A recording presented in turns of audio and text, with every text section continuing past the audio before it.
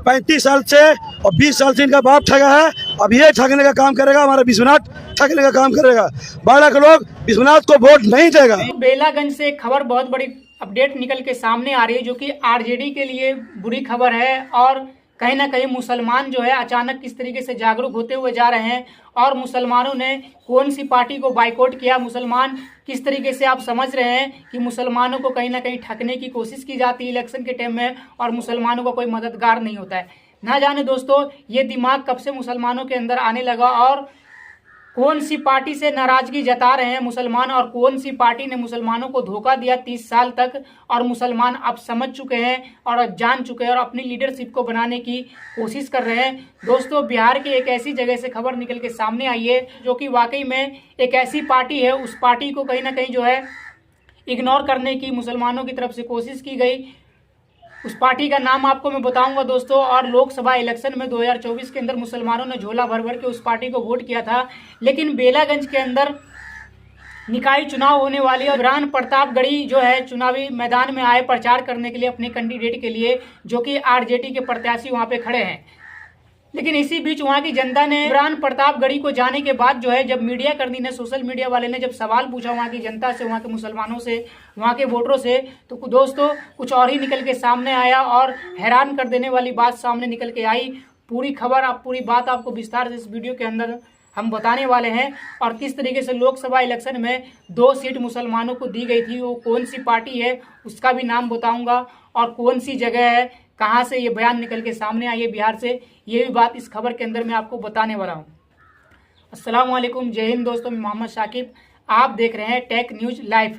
खबर में आगे बढ़ने से पहले एक छोटी सी अपील, अगर कि आप हमारे चैनल पर नए हैं तो हमारे चैनल को लाइक करें, सब्सक्राइब करें, बेल आइकन को ऑन करें ताकि ऐसी खबरें हम आप लोगों तक पहुंचाते रहें। चलते हैं खबर की तरफ दोस्तों।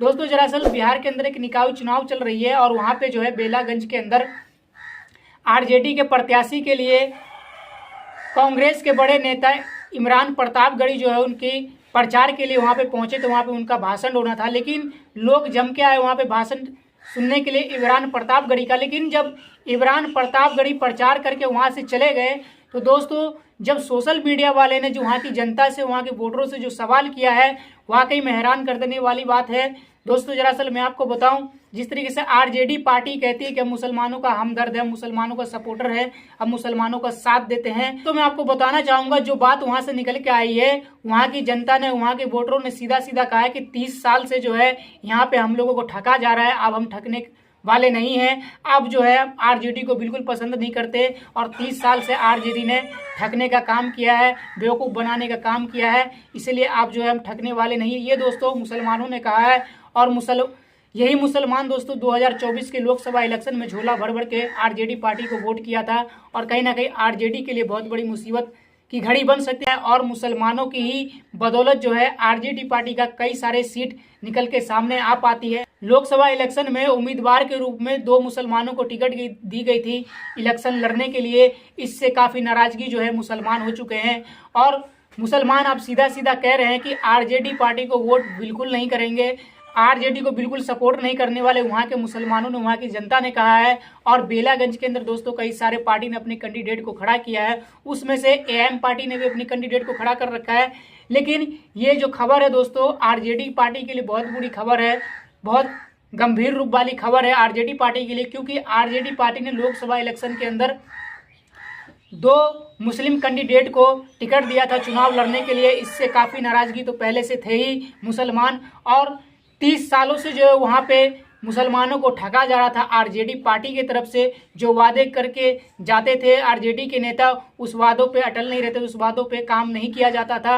और वहाँ की जनता ने कहा कि 30 साल से बेवकूफ़ बनाया जा रहा है वोटरों को, अब हम बेवकूफ़ नहीं बनने वाले हैं, अब आरजेडी पार्टी को सपोर्ट नहीं करेंगे, वोट नहीं करेंगे, अब हम कोई दूसरी पार्टी को वोट करेंगे जो हमारे लिए काम करे। और दोस्तों इमरान प्रतापगढ़ी जिस तरीके से भाषण करने के लिए आए और जब वहां से भाषण करके निकल गए तो जम के नारेबाजी हुई, जम के बवाल हुआ। और बेलागंज से दोस्तों आरजेडी पार्टी के लिए ये बुरी खबर है, आरजेडी पार्टी के लिए दोस्तों ये समस्या वाली खबर है कि आरजेडी पार्टी को वहाँ की जनता, वहाँ के वोटर जो है इग्नोर करते हुए जा रही है।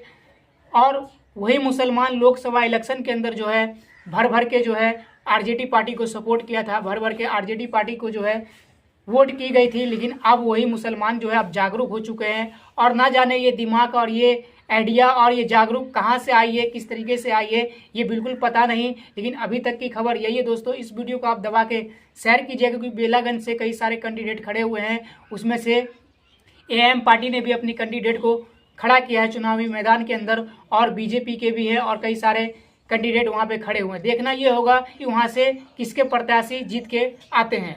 इस वीडियो को आप दबा के शेयर करेंगे।